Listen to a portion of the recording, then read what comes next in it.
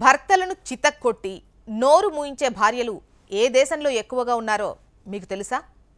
మన దేశంలోని భార్యలు ఎన్నో స్థానంలో ఉన్నారో తెలుసా? తెలీదు కదా, నేను చెప్తా. యాక్చువల్గా పురుషులు గృహహింస ఆరోపణలు ఎక్కువగా ఫేస్ చేస్తుంటారు. బట్ ఇటీవల ఐక్యరాజ్యసమితి నుంచి వచ్చినటువంటి ఒక నివేదిక ప్రకారం చాలా దేశాల్లో మహిళలు కూడా గృహహింస ఆరోపణలు ఎదుర్కొంటున్నారు. పురుషులు, ముఖ్యంగా భర్తలు భార్యా బాధితులుగా మారుతున్నారట. ఆశ్చర్యకరమైన విషయం ఏంటంటే భార్యలు తమ భర్తలను కొట్టే కేసులు వేగంగా పెరుగుతున్న జాబితాలో భారతదేశం 3వ స్థానంలో ఉంది. ఐక్యరాజ్యసమితి నేర గణాంకాల ప్రకారం ఈజిప్ట్లో భర్తలు గృహహింసను ఎదుర్కొంటున్నారని తెలుస్తోంది.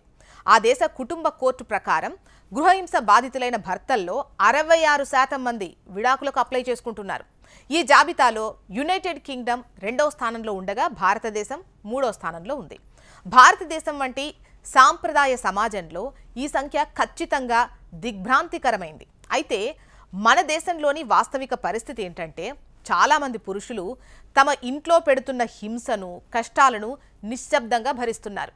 గృహహింస అంటే భర్త తన భార్యపై చెయ్యెత్తడం అని సాధారణమైన భావన మనకు కదా. అయితే ఈ నివేదిక హింసకు లింగభేదం లేదని, అది ఎవరిపైనైనా ఎవరైనా చెయ్యొచ్చని తెలియజేస్తోంది.